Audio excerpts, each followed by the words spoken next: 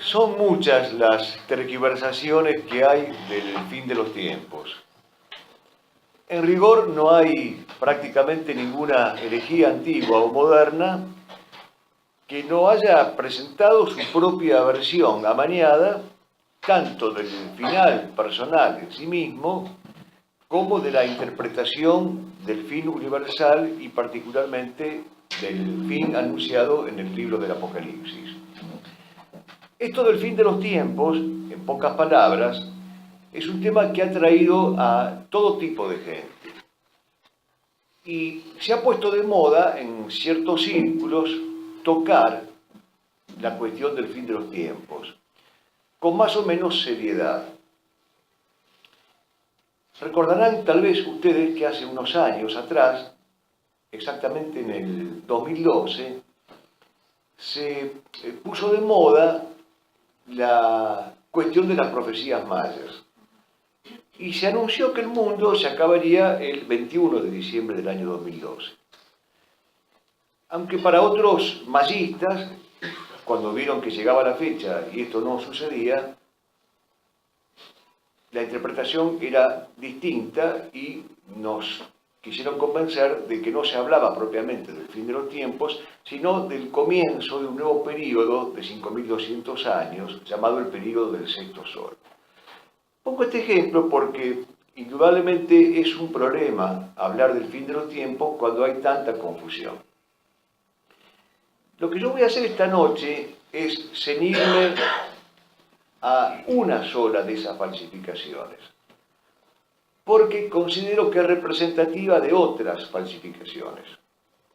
Y la falsificación que tomo como leading case o como caso emblemático para dilucidar esta cuestión es la que viene operando la llamada corriente acuariana o la New Age. Vamos a distinguir dos aspectos. La falsificación que hacen los acuarianos del fin personal y la falsificación que hacen del fin universal. En cuanto al fin personal, lo propiamente tergiversado es, por un lado, la noción de muerte y, consiguientemente, la de inmortalidad y la de vida postrera. Todo esto queda reducido a un tránsito difuso, confuso, vaporoso, deleterio, pero si el hombre es una energía sucesivamente reencarnada, según dicen ellos, unido a una gran energía cósmica o universal que ocupa el lugar de Dios, la muerte es vista como una aventura más, como una eufórica vivencia, un viaje o un giro mental, una fascinante liberación temporal de ondas o una excursión por un mundo maravilloso en donde lo maravilloso ocupa el lugar de lo sobrenatural. Así vista la muerte, la eutanasia es legitimada, porque cuanto antes se anticipe este gran viaje cósmico o sideral, menos reprochable será la conducta del que emprende ese viaje. Porque en el horizonte imanentista y hedonista de los acuarianos, la enfermedad, el dolor, la invalidez, la ancianidad no tienen lugar y no tienen sentido. Quienes enseñan a rendir culto al propio cuerpo y al mismo tiempo deifican o divinizan las potencias irracionales o las supuestas facultades parapsicológicas, no pueden sino ver en la muerte la parodia de la travesía cristiana, ante la cual no cabe ni el éxtasis de Santa Teresa de Jesús, ni esa impaciencia de eternidad de la que habla García Morente, sino la curiosidad, la banalidad, la trivialidad de un turista exótico que va a hacer un viaje cósmico o intergaláctico. Lo sobrenatural es reemplazado por lo extraordinario, según pedido expreso de Julián Handel, que es uno de los promotores de esta corriente acuariana.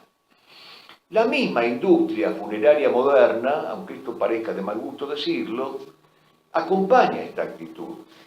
con sus servicios de cementerios ecológicos, en donde el difunto y sus deudos frecuentarán un ambiente ecumenista en el cual la noble madre tierra, la Mater Tellus, es reemplazada por la madre Gaia, la diosa tierra, que es presentada como una deidad omnipotente, vegetariana y todopoderosa. La muerte, y esto ya no admite ninguna ironía, ha perdido su seriedad.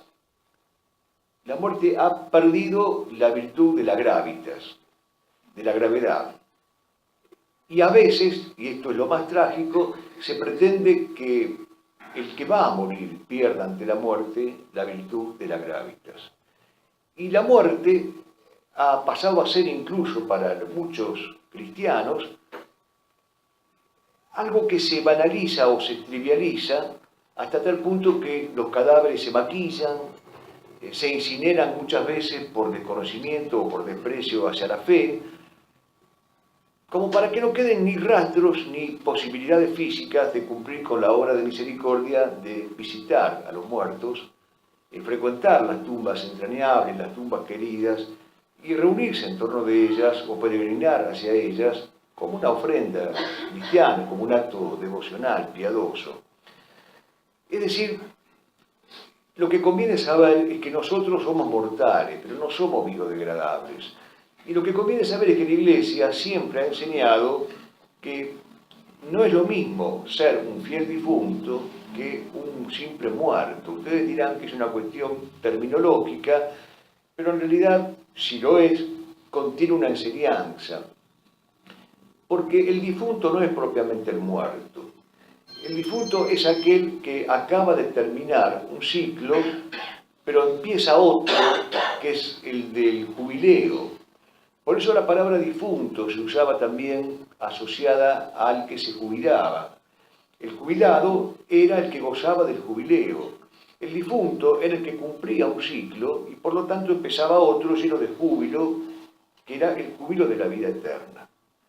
Entonces no existían propiamente las necrópolis modernas, las ciudades de los muertos, sino los campos santos o los cementerios, es decir, las habitaciones, que eso significa la palabra cementerio, o los dormitorios donde el difunto jubilado esperaba la resurrección de la carne, con las visitas frecuentes de sus deudos en actos piadosos y devocionales.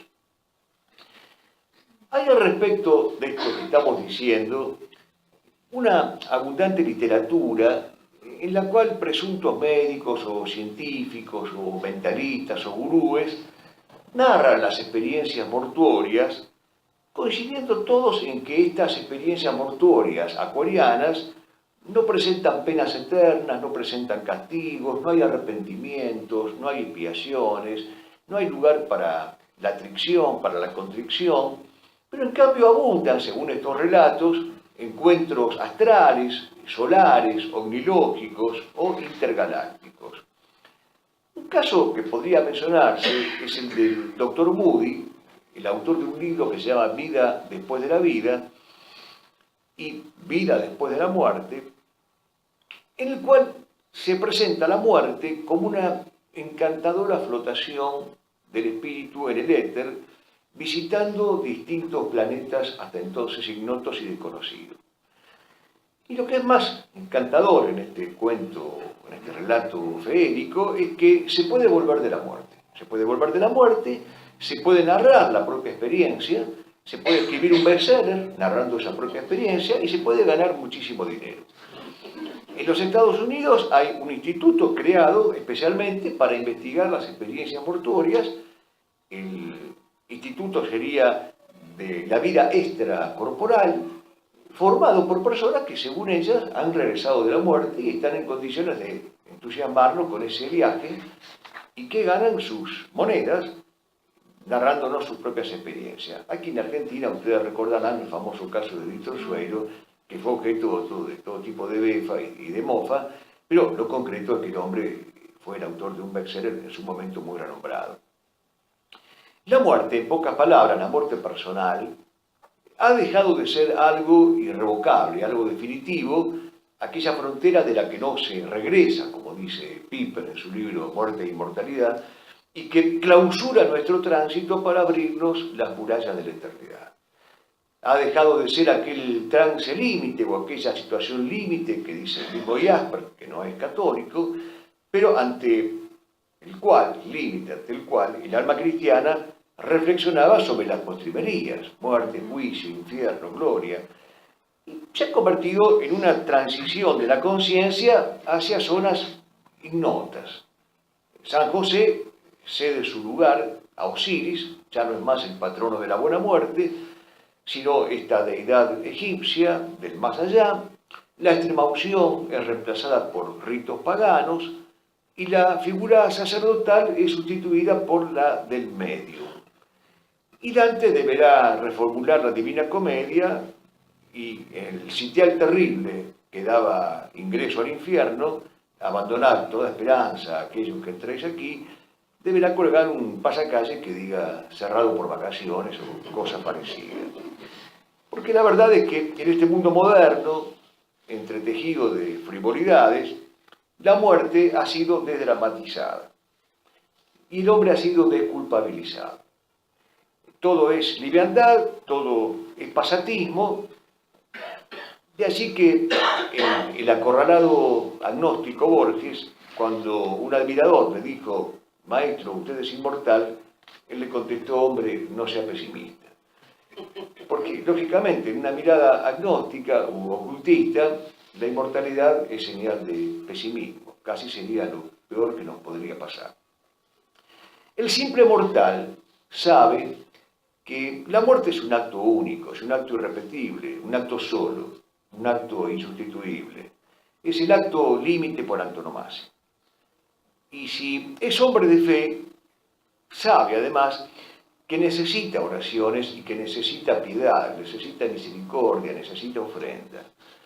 Se pretende, en cambio, que el nuevo hombre, el hombre de la New Age, encare este episodio como si fuera un trámite sanitario más, repitiendo con el Fausto de Goethe, la huella de mis días terrenos no puede perecer en los eones. Es la típica respuesta de un hombre agnóstico, de un hombre moderno. Hasta aquí, digamos, en pocas palabras, la trágica falsificación del fin individual, del fin personal.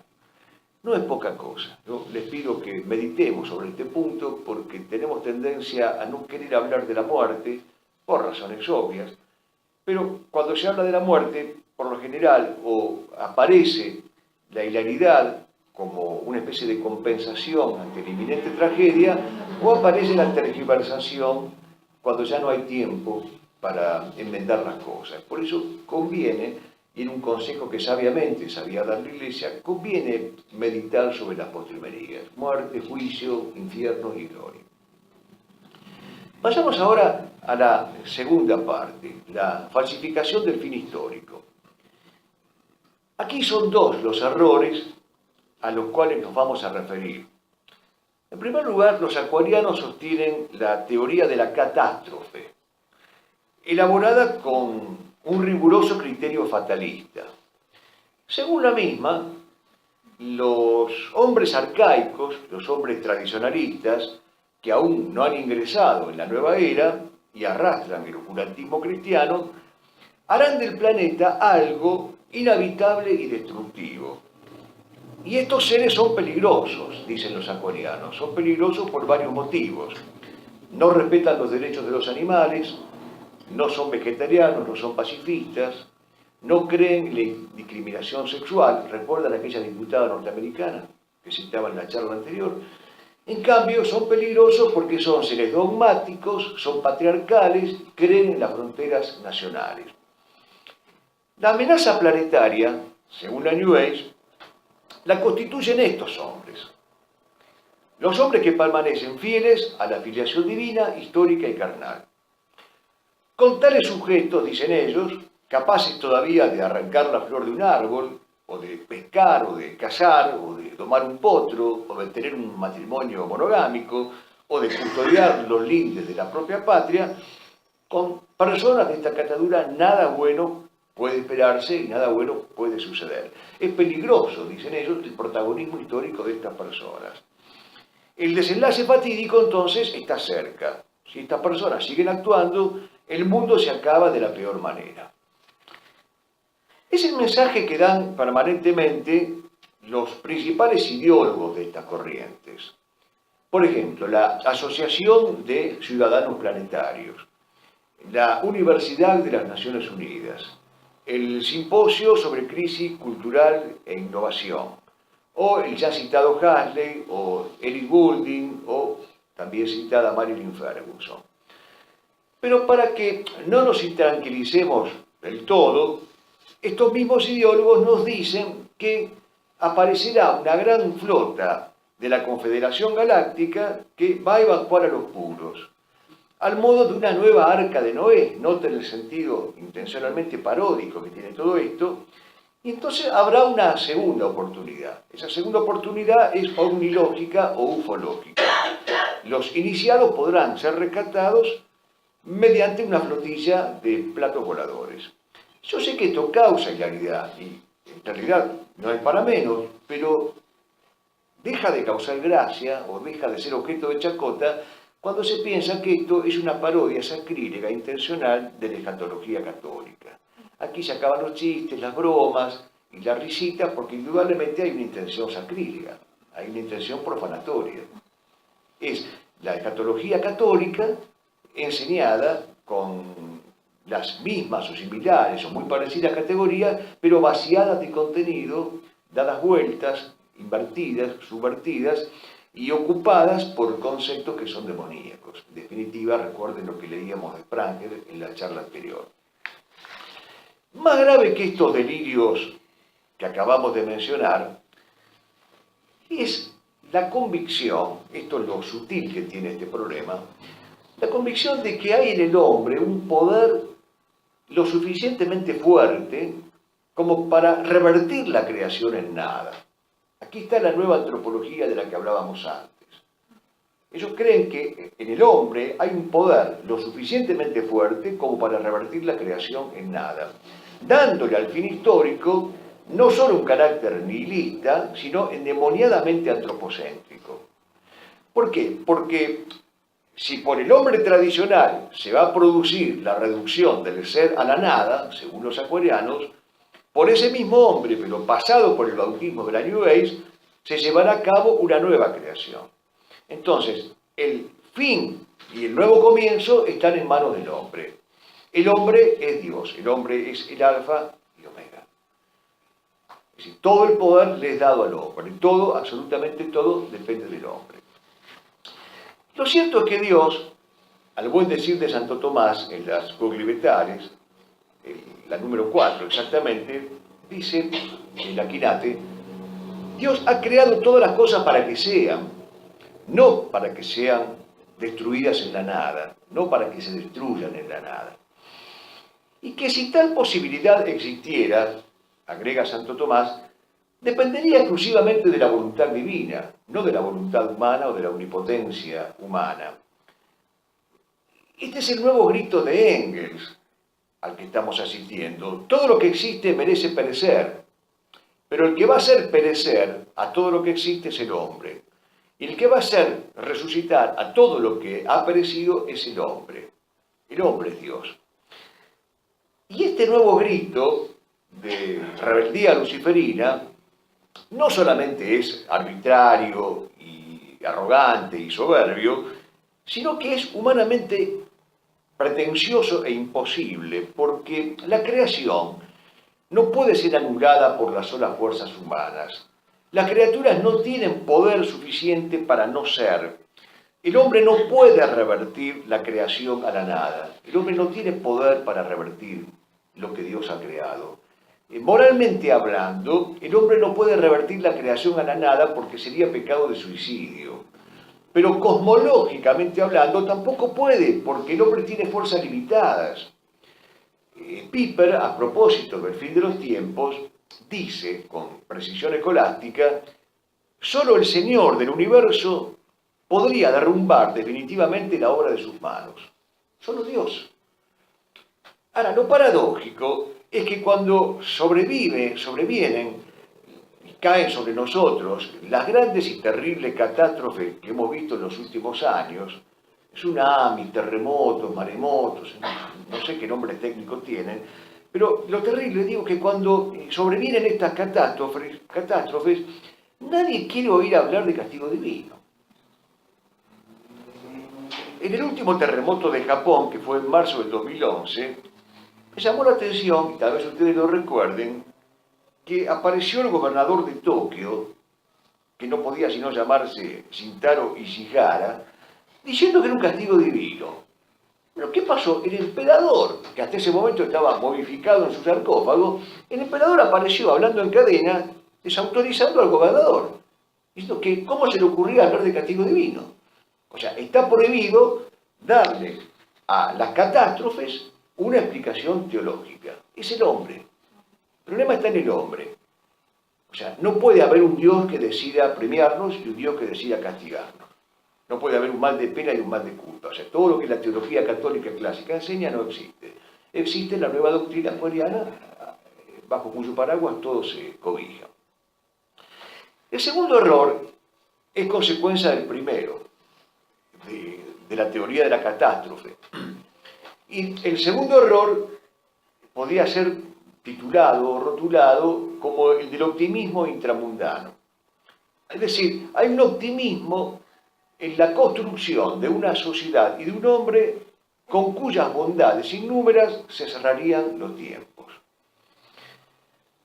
Al margen de que no hay una lógica seria, porque no se explica cómo se puede pasar del desbande a la renovación, cómo se garantizaría ese tránsito del desbande a la renovación. Pero al margen de esto, que no es de poca monta, el planteo contiene todos y cada uno de los errores que caracterizan al utopismo.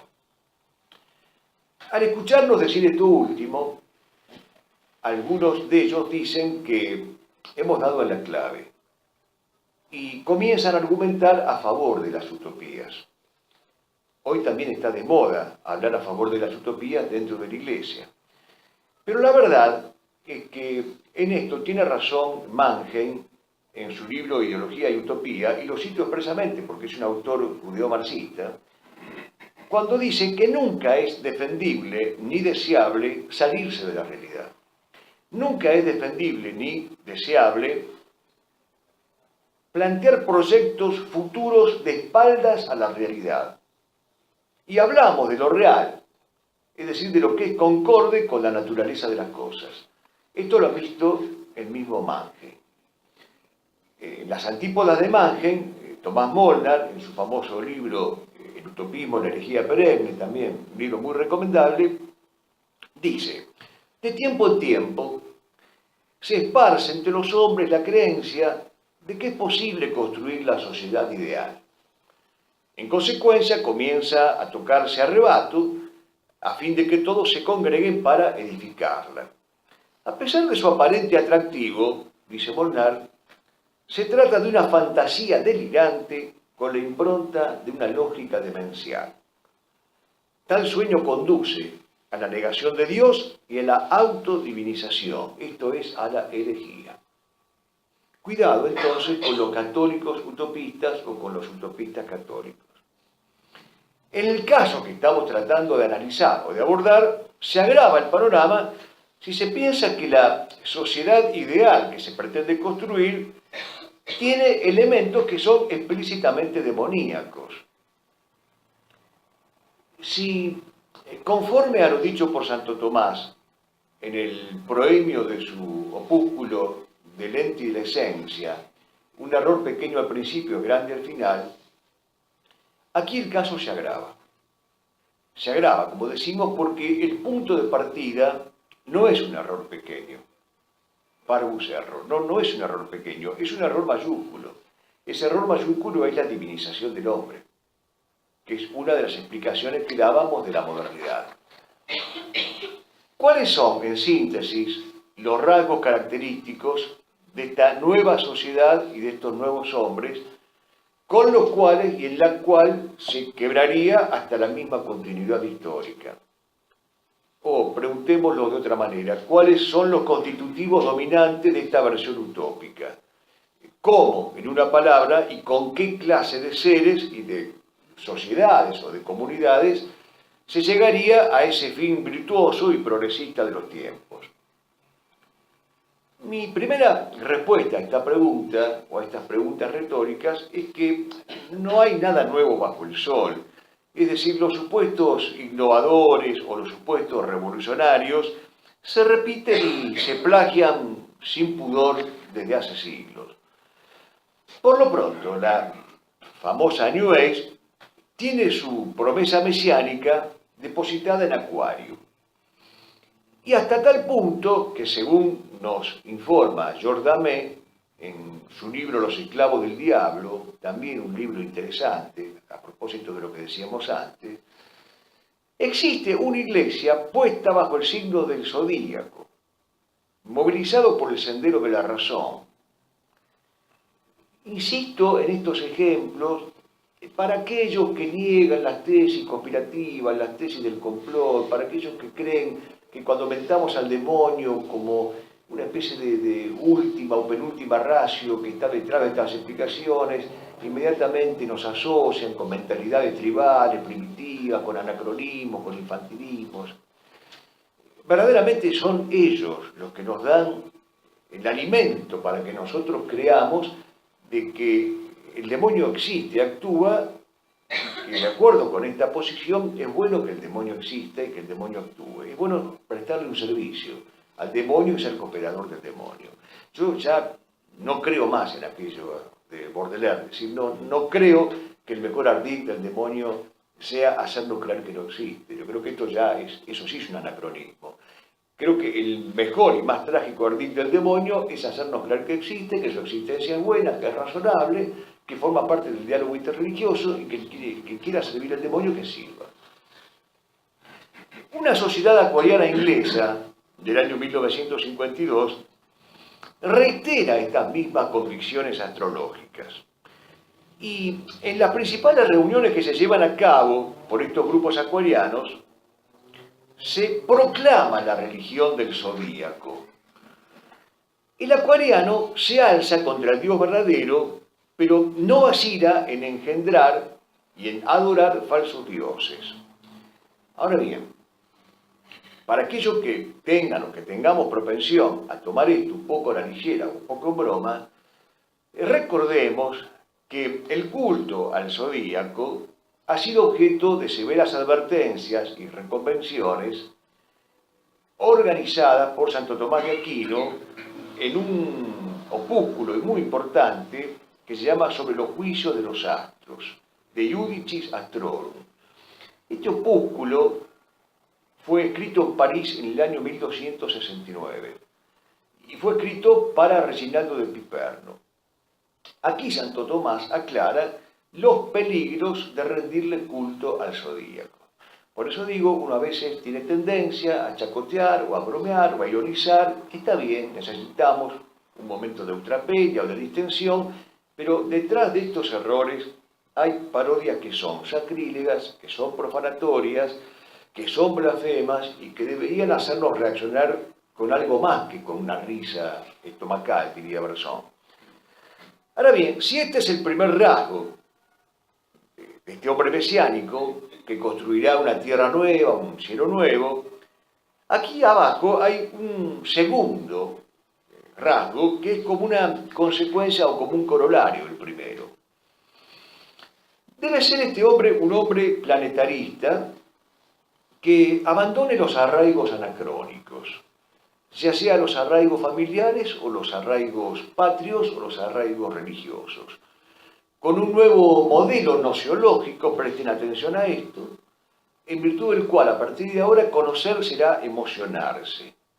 Y el colmo de la sabiduría consistirá en transmitir ondas energéticas de amor y de paz. Si no pueden rezar por mí, por lo menos tírenme buenas ondas, dijo alguien. Y ahora en más, solo será cierto y tendrá rango de creencia aquello que me haga sentir feliz, aquello que haga sentir feliz al creyente y que le permita tomar contacto con la gran energía cósmica universal. Es decir, que estamos ante un hombre adivino, un hombre telepático, un hombre predictivo, un hombre liberado de la revelación, un hombre liberado de la redención, un hombre seguro en su gnosis, que es el que le paga tributo a la diosa razón de la Revolución Francesa. Un hombre, como ha dicho Dominique Robal, pronto a robar a los dioses el fuego del cielo. Un hombre siempre joven, en lo posible adolescente, porque la enfermedad, la ancianidad, el dolor y la vejez son inadmisibles en esta escatología acuariana. Y por eso que existe y es promovido en nuestros días ese culto insano a la efebía que decía Juan Bautista Terán. Es decir, no se puede envejecer, está prohibido envejecer, el ideal de vida es el adolescentismo existencial. Lo cual tiene también una explicación dentro de la filosofía Zen, pero que sería irnos ahora del tema. En cuanto a la práctica religiosa propiamente dicha, la nota determinante será el predominio de lo vivencial, de lo emocional, de la autopercepción y de lo autorreferencial. Este rasgo, lamentablemente, es común en ciertos católicos hoy. Prácticamente son católicos que ejercitan una sola clase de devoción, que es una devoción puramente sensible, corporal, experimental, gestual.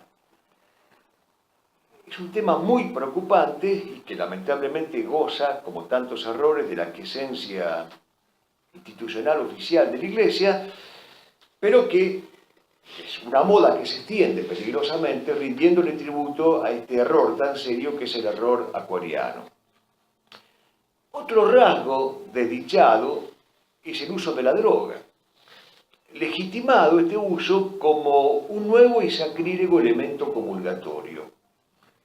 El sujeto así concebido tiene que vivir permanentemente conectado a la red, no integrado a un hogar. La red sustituye al hogar. Y esto es sumamente peligroso y lo estamos viviendo todos. Por más que hablemos, como ha hablado en su momento Humberto Eco, de los recién llegados a la tecnología o de los turistas de la tecnología, los distingamos de los nativos de la tecnología, lo cierto es que unos y otros estamos sometidos al mismo riesgo. El riesgo de la dependencia de la digitalidad, el riesgo de la dependencia de la virtualidad, el riesgo de sustituir la realidad real por la realidad virtual o la realidad digital. Hemos comentado mucho en estos días entre amigos las acechanzas de este mundillo del Facebook o de los Twitter, y vuelvo a lo que decía al comienzo de la charla anterior sobre la modernidad. No somos maniqueos nosotros. No es que vemos un celular o una computadora y creemos que ahí está el demonio. Sinceramente no es esa nuestra posición. Creemos que como todo bien útil tiene que estar ordenado o bien honesto. No es tan fácil de entender. Es difícil de ejecutar, pero no es tan fácil de entender. No somos maniqueos. El micrófono no es malo porque sea un instrumento, la lapicera, la mesa. Bienvenidas sean estas ayudas. Pero hay una tendencia que está programada, que está planificada a sustituir lo real por lo virtual, lo real por lo digital, y de vivir conectados a una red, desconectándose aún de la propia familia. No puede sorprender, con estos antecedentes que estamos diciendo, que David Spranger, que citábamos antes, haya dicho expresamente que él quiere servir a Lucifer y que quiere trabajar para el demonio. Yo creo que llegados a este punto, ya tenemos la pintura lo más completa posible de este final histórico que nos propone la New Age. La soberbia antropocentrista condujo a la demencia.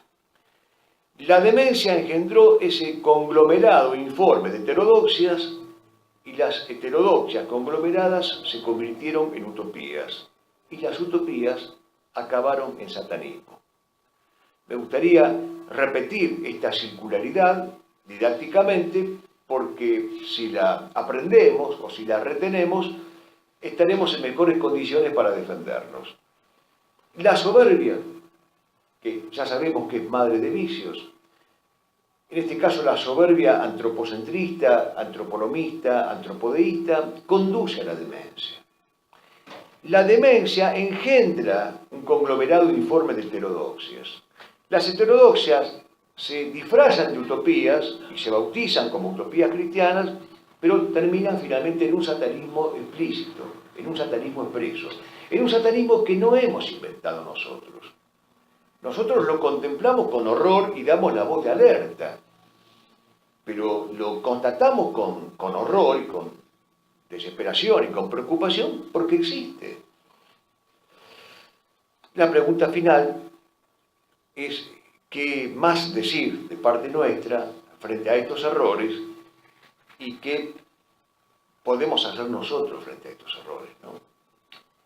La verdadera fe, la fe católica, nos dice que habrá un fin de la historia,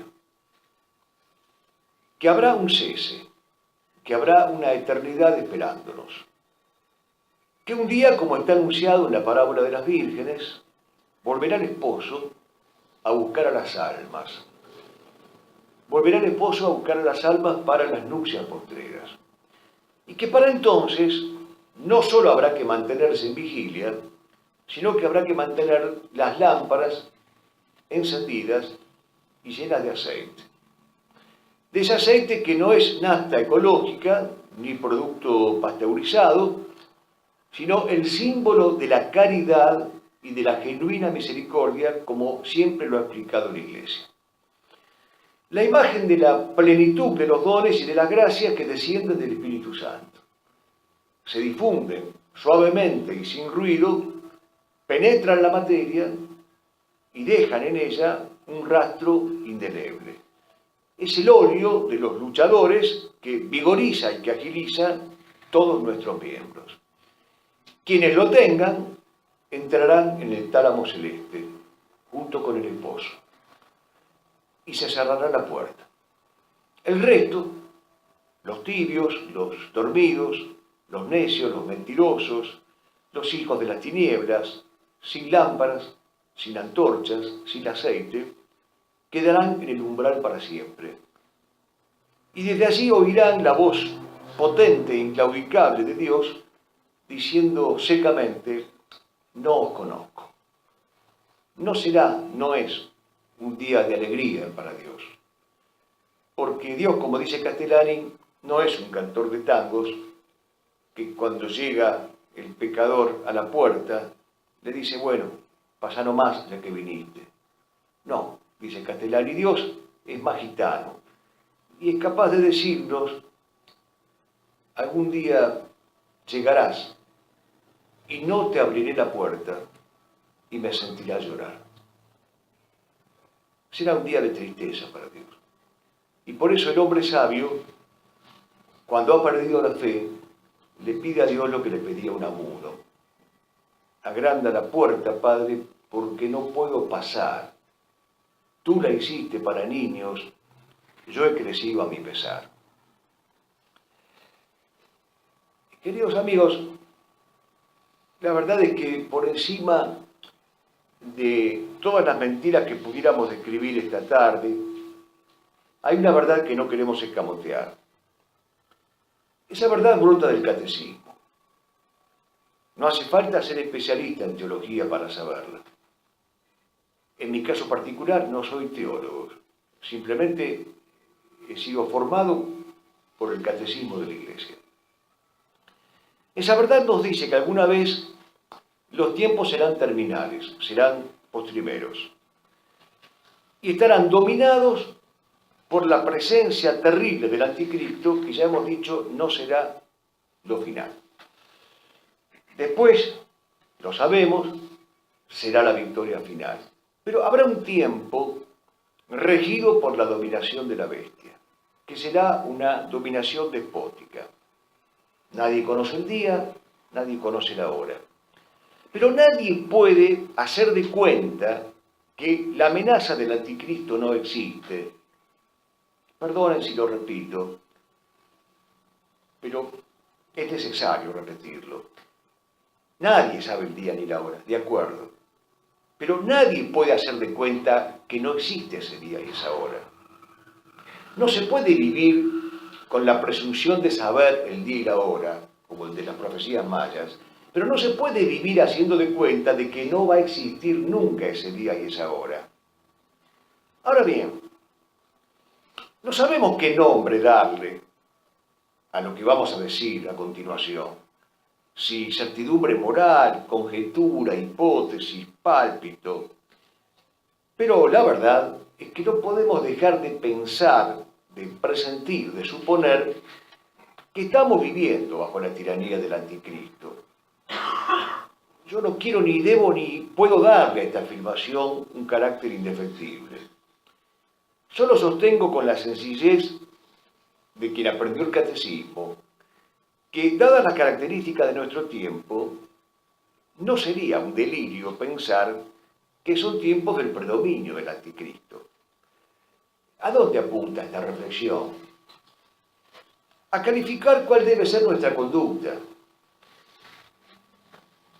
Porque si estos fueran tiempos en los cuales el anticristo se está dejando entrever, se visualiza, se visibiliza, si estos fueran tiempos en los cuales el anticristo tiene su profeta, su propagandista, su anunciador, etc., estaría cumpliendo también lo que dice el catecismo, y quiero ser claro en esto. En el número 675, el catecismo dice que habrá una prueba final que sacudirá la fe de los creyentes. Un misterio de iniquidad, una impostura religiosa. No entendemos entonces por qué tantas críticas o tantas prevenciones o tantas persecuciones cuando sostenemos que podemos estar viviendo este tiempo de impostura religiosa.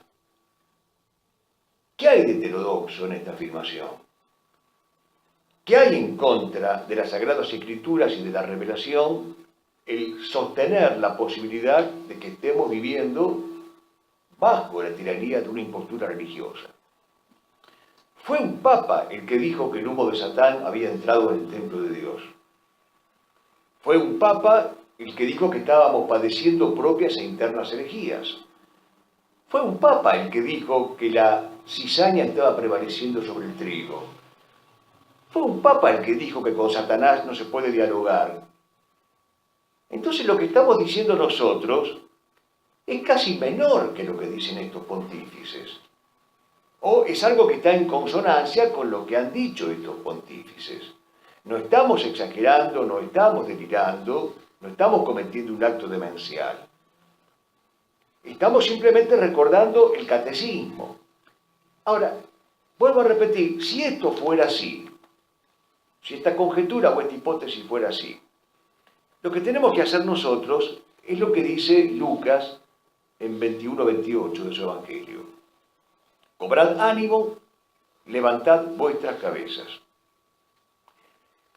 Y llegamos entonces, sí, al punto final. No podemos vivir como si fuera un tiempo ordinario.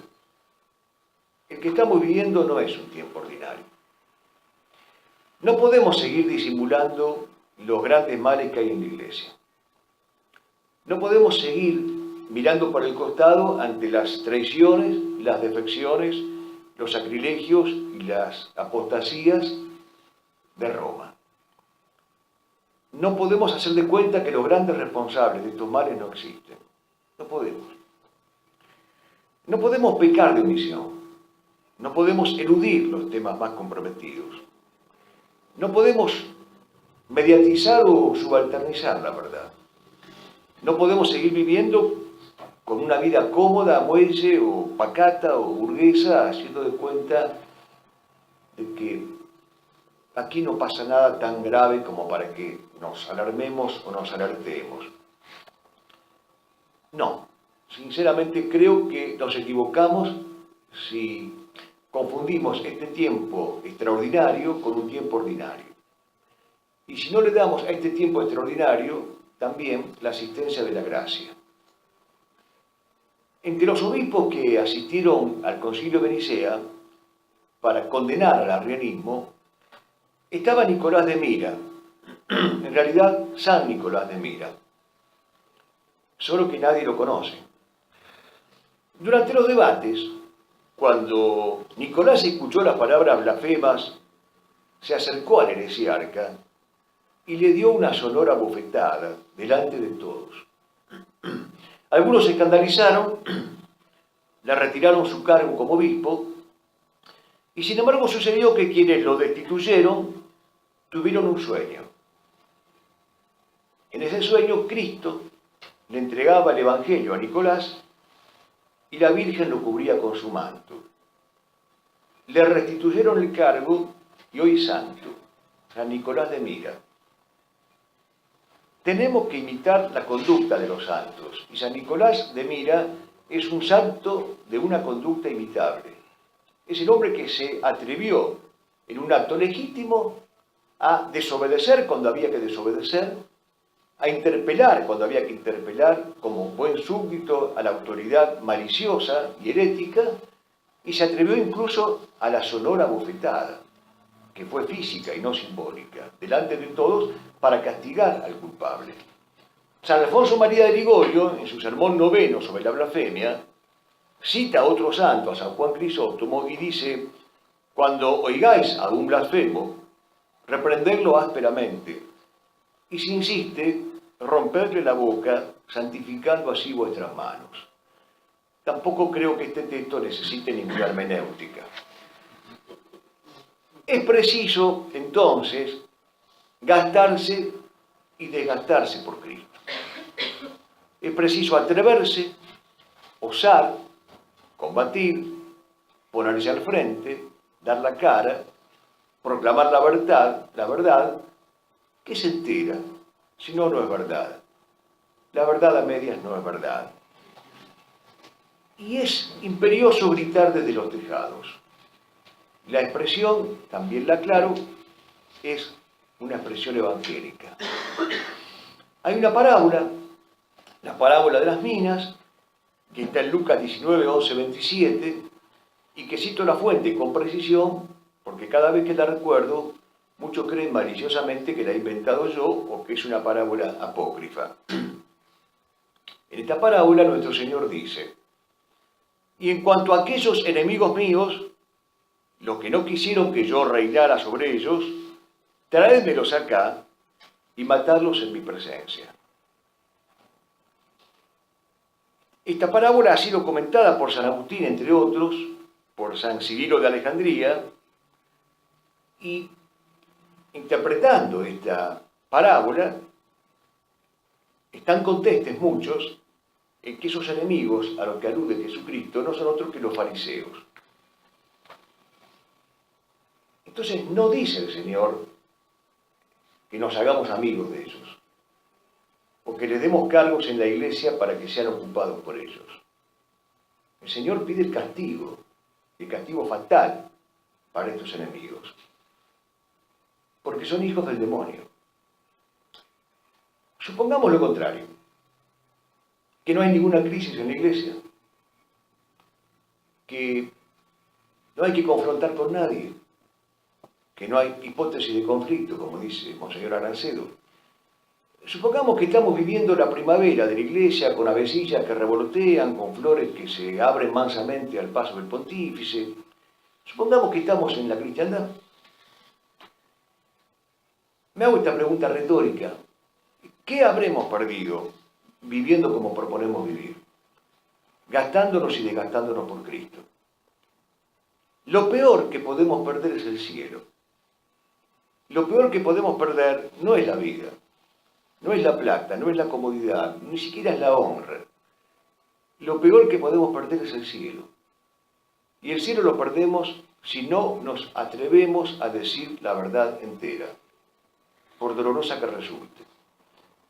Nos llaman reaccionarios, nos perseguirán como tales, nos persiguen como tales, pero cuando escuchen que el mundo llama y persigue a alguien por reaccionario, levanten la frente, alcen la mirada, eleven la diestra, ensanchen el pecho, porque seguro que están en presencia de un combatiente de Cristo Rey.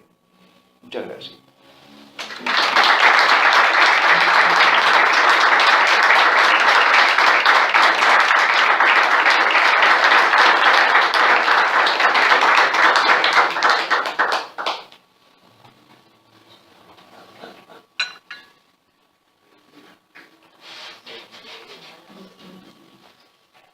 ¿Cuándo empieza, Antonio, porque usted ha hecho referencia acá a la New Age, pero esta distorsión tanto en lo personal como en lo social y teológico de larga data?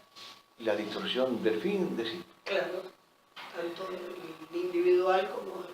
Bueno, yo algo dije al principio, prácticamente no hay herejía antigua que no haya falsificado una noción de fin personal o de fin cósmico, digamos. Y yo solamente tomé un ejemplo, tomé un caso, por una cuestión de tiempo o de dedicación de estudio a este caso en particular, y porque creo que es un caso representativo. Pero desde los primeros siglos de la Iglesia aparecen falsificaciones de la noción de muerte y de la noción del fin histórico. Y en realidad los primeros grupos son los grupos gnósticos. Y esos grupos gnósticos se han ido moviendo en el tiempo y han llegado a nuestros días. Yo les recomiendo, sobre todo a los más jóvenes, la lectura, el estudio, no la lectura, del libro del padre Membiel, de la Cábala del Progresivo. La verdad es que es un libro indispensable para entender lo que ha pasado y lo que está pasando, posiblemente lo que sucederá. Es el famoso libro cuyo final, tantas veces citado, habla de las dos iglesias que conviven y que posiblemente conviven en una sola cabeza, la iglesia de la publicidad y la iglesia de las promesas. Pero para eso Membiel empieza por el principio, empieza por el Génesis, empieza por la rebelión de Adán y de Eva a instancias del demonio. Entonces va explicándome bien la cábala pervertida, la cábala gnóstica, en contradicción con la cábala buena, la cábala sacra, la cábala cristiano-católica, digamos. Entonces, en esbozo de respuesta a lo que plantea Andrea, yo diría que esta falsificación doble es de larguísima data, de antiquísima data. Yo simplemente me limitaba a tomar un caso, un ejemplo. No, porque cuando mencionaba lo de que está prohibido hablar de castigo divino, por ejemplo, me acordaba de las visiones de Ana Catalina Emery, que son impresionantes cuando explica las consecuencias, lo que ella ve, ¿no? Asiste a la muerte de Cristo y todos los cataclismos y demás tremendos que sucedieron en el momento, que el propio Pilato manda traer a los sumos sacerdotes para que le expliquen, porque Pilato inmediatamente piensa, esto es un castigo divino, acá pasó algo. Y entonces dice que los sumos sacerdotes le empiezan a dar explicaciones naturales a todas las cosas que han sucedido, que si murieron las aves fue por esto, que si los peces por aquello, los animales, el oscurecimiento del cielo, el terremoto, todo tiene una explicación. Y en esa explicación obviamente no entra la posibilidad de castigo divino. No sé si han visto la película El Resucitado, a propósito de este tema que está sacando Andrea. Es una película de argumento imaginativo o novelado, pero sobre la base de un hecho real. La resurrección de Cristo y la reacción de Pilatos ante la resurrección, y la reacción de los judíos ante la resurrección, y la reacción del hombre fiel que se convierte. Es decir, el que acepta que hay una resurrección verdadera, genuina, auténtica, salvífica, y el que atribuye lo que sucedió en el Calvario en el momento de la muerte a un hecho querido y previsto por Dios, por la divina providencia, no a un cataclismo natural. Ahora, aquí también hay una gran confusión que deberíamos, no nosotros, pero sí los sacerdotes, los teólogos, aclarar, Porque muchas personas dicen, no, Dios no puede castigar, o ¿por qué Dios ensaña con los inocentes, con los justos? Bueno, es un eterno planteo este, que además ha llevado a la incredulidad a muchos, ¿no? La teología, catecismo, hablemos claro, porque no hace falta ser teólogo, si uno es teólogo mejor, pero lo decimos catequísticamente, siempre ha distinguido entre el mal de pena y el mal de culpa. O sea, una cosa es que el Dios permita el mal como una pena y que lo permita como una culpa. Entonces sí, Dios puede permitir que sucedan males, Dios puede mandar males, y Dios puede dar permiso, dar autorización para que sucedan catástrofes y cataclismos, para que tomemos conciencia, para que aprendamos, para que incluso se dé esa circularidad que existe entre culpables e inocentes, porque somos el mismo género humano redimido por Cristo. Ahora, ¿qué nos quiere decir, digamos, esta interpretación o esta concepción católica que está en el catecismo? Repito, que tenemos que pedirle a Dios que no se enoje con nosotros, no dándole motivo para que se enoje, que tenemos que tener temor de Dios, porque el temor de Dios consiste en no querer ofenderlo. Bueno, entonces, ¿por qué no se habla de castigo divino? ¿Por qué está excluida la posibilidad del castigo divino? Porque la posibilidad del castigo divino significa también la obligación de parte nuestra de portarnos bien, de tener temor de Dios, de no hacer enojar a Dios, de hacer penitencia.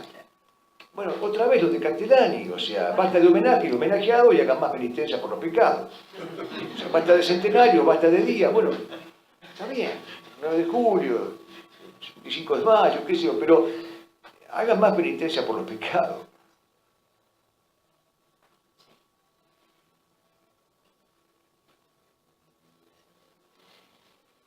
¿Qué es lo que hace que podamos decir que se asomó la bestia? O sea, porque usted dice, y está entendido, que no hay ninguna herejía nueva. Todo ya en algún momento está, digamos, ya existió todo. Y es más, quizás son la consecuencia de todo, de esto que viene de hace mucho. Pero ¿por qué decimos que estos tiempos? Me lo preguntaron en General Alvear. Y yo la respuesta que esbozo es la siguiente. La escalera que estamos descendiendo es una sola. Pero el peldaño en el que estamos localizados hoy de esta escalera es atípico y es inédito. Porque hay 3 ingredientes que se dan simultánea y concurrentemente que no se dieron en otros tiempos, aún habitando la misma escalera metafórica que estoy usando como imagen. Esos 3 elementos son, a mi juicio, el iscariotismo en la iglesia. Cristo dice, lo que tengas que hacer, hazlo pronto. Y acá hay como una endiablada morosidad en que el mal nunca se acaba, la traición nunca se acaba, la deslealtad nunca se acaba. Pero hay un iscariotismo en la iglesia. El segundo momento, que decíamos hoy al mediodía, entre los amigos, es el del Pedro poseso. Cristo que le dice a Pedro, apártate de mí, Satanás. Este párrafo ha sido muy estudiado por los padres de la iglesia y han llegado a la conclusión de que si Cristo le aplicó a Pedro las mismísimas palabras que a Satanás, fue porque en aquellas circunstancias Pedro merecía que se le dijera Satanás. Y el tercer elemento concurrente es el Pedro que, interpelado por una mujeruca cualquiera, que recibe de esta persona la advertencia y la amenaza y la moción, tú estabas con él, con el Nazareno, contesta, no lo conozco. O sea, la apostasía. Entonces, mi respuesta es la siguiente. La escalera viene de lejos. Perdonen la metáfora, es un poco infantil, pero no se me ocurre otra. La escalera viene de lejos, pero el peldaño de la degradación en el que estamos hoy descendiendo prácticamente es inédito, o sin el prácticamente. Ahora, ¿por qué yo digo que es inédito.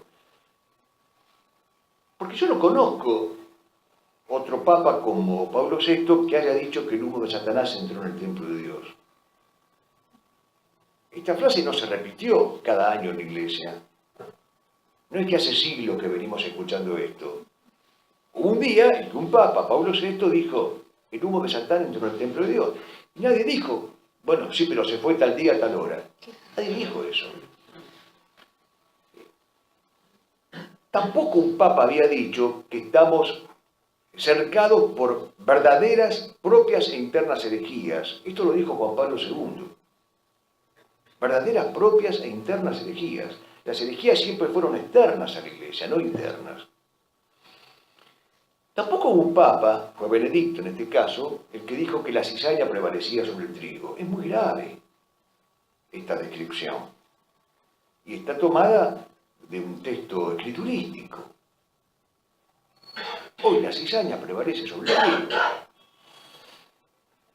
Ahora, lo curioso, y también esto es atípico, que cuando en otras épocas alguien denunciaba estas cosas, era santificado, o finalmente considerado un hombre probo. Bueno, es apartado de la Iglesia. Dante mandó al infierno con motivos y con razones a varios papas, y Pablo VI, en 1965, promulgó un maravilloso documento, Altissimi Cantus, elogiando la conducta del Dante, y a cada miembro del cónclave del Concilio Vaticano II le regalaron un ejemplar del Altissimi Cantus, como diciendo, no elijan a uno que se va a ir al infierno, que nos lleve al infierno a todos. Entonces me parece que hay algunos rasgos atípicos, gravemente atípicos, de gravedad teológica, de gravedad sobrenatural, que nos permiten conjeturar que estamos viviendo un tiempo particularmente difícil. Ahora, si este fuera el tiempo particularmente difícil que estamos viviendo, la única respuesta que cabe es la que dio el cardenal Pix. A tiempos malos, coraje doble. Lo único que no se puede hacer es disimular, mirar para un costado, traicionar, negociar con el enemigo, parlamentar, hacer una tregua. La verdad es que no puedo recomendarles esto.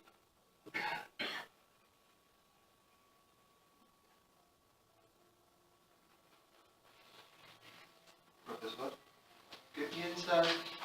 No sé si ha escuchado la entrevista que se le hizo hace poco a Roberto Di Mattei en Europa,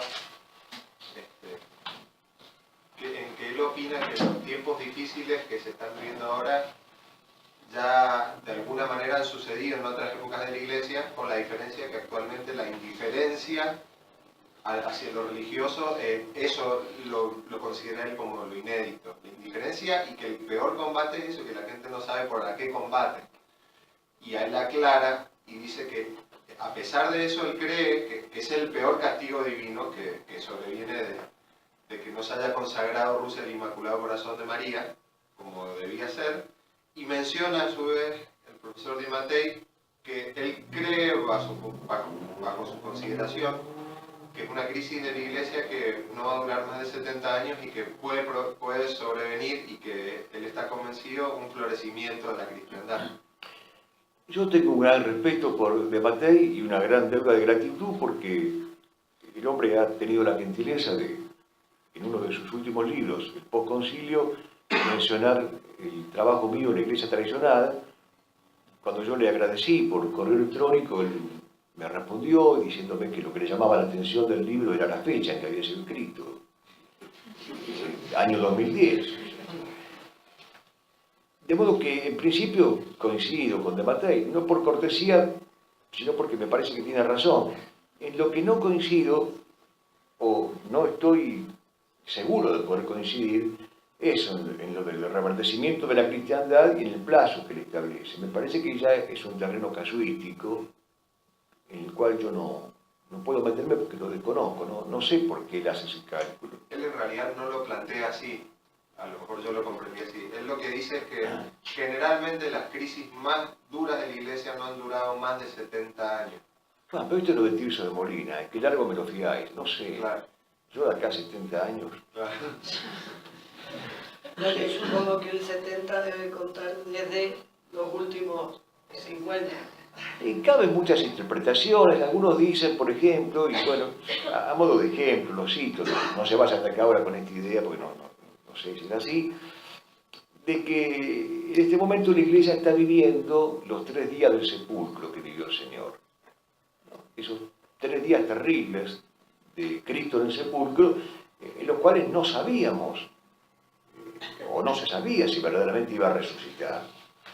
Bueno, sí, la fe de los apóstoles les hacía creer que sí, pero en definitiva había que esperar 3 días. Bueno, estos 3 días tal vez sean un símbolo de esta peripecia por la que esté pasando en la Iglesia, sepulcrada, digamos, cautiva, y al mismo tiempo con esta esperanza en que Cristo resucita y Cristo vence, ¿no? Por eso, esto lo aclaré lo suficiente, el mensaje apocalíptico es un mensaje de esperanza. Ahora, si esto no se entiende, y discúlpenme el tono coloquial, no se entiende nada. No podemos avanzar si esto no se entiende. Castellani vuelve a decir, el Apocalipsis no es una novela de terror, es el mayor libro de esperanza que se ha escrito. Pero la gente ni siquiera sabe el significado de la palabra Apocalipsis, que usa como sinónimo de catástrofe, y la palabra Apocalipsis significa revelación en griego. O sea que de ninguna manera el Apocalipsis es sinónimo de catástrofe o de tragedia, es una revelación. La revelación de un suceso que se despliega, pero que tiene un final extraordinario. No es el mejor calificativo extraordinario, pero sí teológicamente extraordinario. Triunfa el bien, triunfa la verdad, triunfa la belleza, triunfa Cristo.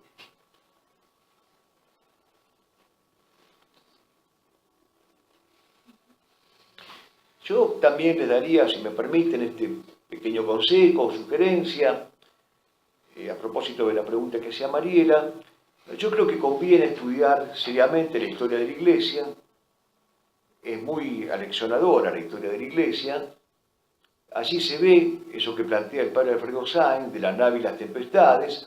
Tempestades siempre existieron.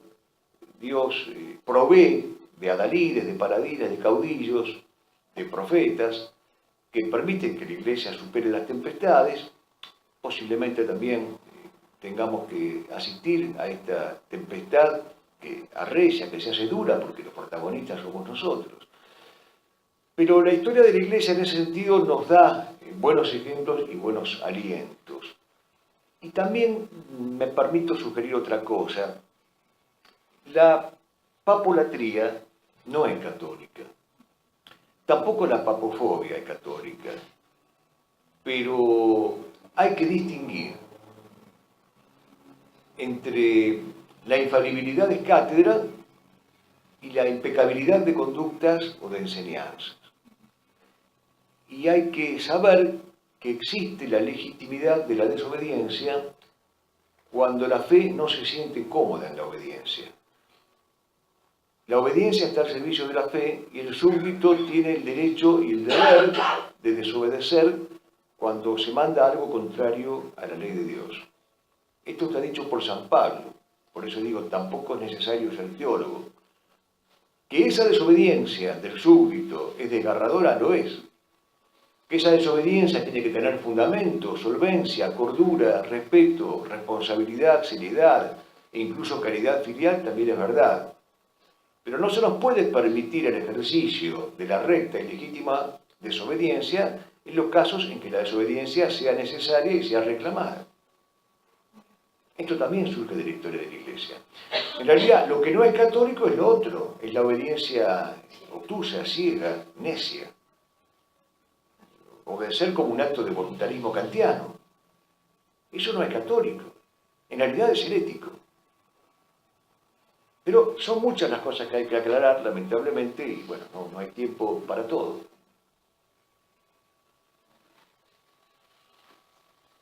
Profesor, Sí. Por ahí siendo un poco más detallista, pero si usted dice que estamos en presencia, hay autores que hablan del catejón y que es necesario que el catejón no esté para... Si estuviéramos en este caso ya en presencia, quiere decir que digamos, podemos entonces ya bien ponerle nombre y apellido al catejón o poder conceptualizarlo en algo concreto y decir, ¿realmente ya se corrió? No, yo no puedo ponerle nombre y apellido al catejo, qué sé yo. O sea, si supiera eso, no sé quién, tampoco sé quién le puede poner nombre y apellido al catejo. Yo lo que sí sé, y sabemos todos, que existen fuerzas que obran al modo de un catejo, de un obstáculo, de un dique de contención para que el anticristo no avance o para que no avancen más los profetas del anticristo o los apóstoles del anticristo. En ese sentido, sí, claro, o sea, los innúmeros cristianos fieles y aquellos que son masacrados hoy vilmente, sin que haya una reacción condigna, por los maometanos, que son masacrados de un modo vil. Entonces, yo creo que sí, que la sangre de los mártires es semilla de cristianos y que en ese sentido el catejo no existe, por más que yo personalmente no pueda determinar el nombre y el apellido. Me atrevo a decir, pero no para exculparme, sino para ser serio intelectualmente en esto, que no sé quién le puede dar nombre y apellido al catejo. Lo que sabemos es que la esperanza de un obstáculo al avance del anticristo está escrita, está revelada. Y lo que sabemos es que ese obstáculo puede ser tanto una fuerza personal como una fuerza institucional o general. Entonces, lo que tenemos que hacer nosotros es cooperar con el obstáculo, independientemente de no saber quién es o quiénes son. De todas maneras, podemos darnos cuenta de quiénes son los que obran como obstáculo a la irrupción más fatal de la que ya existe del anticristo. O sea, los hombres fieles, los hombres leales, los hombres serviciales, los cooperadores de Cristo, los pequeños rebaños, las pequeñas grey, bueno, obviamente, todo eso forma parte del catejo. Sí, desde ya que sí. Que también alimenta nuestra esperanza saber que eso existe.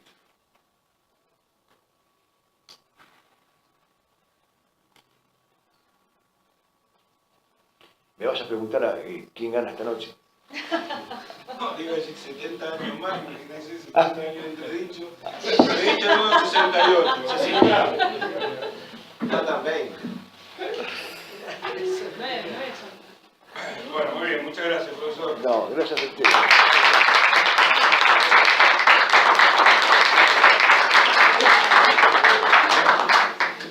Frenar, Andrés, frenar la cosa. No sé cómo.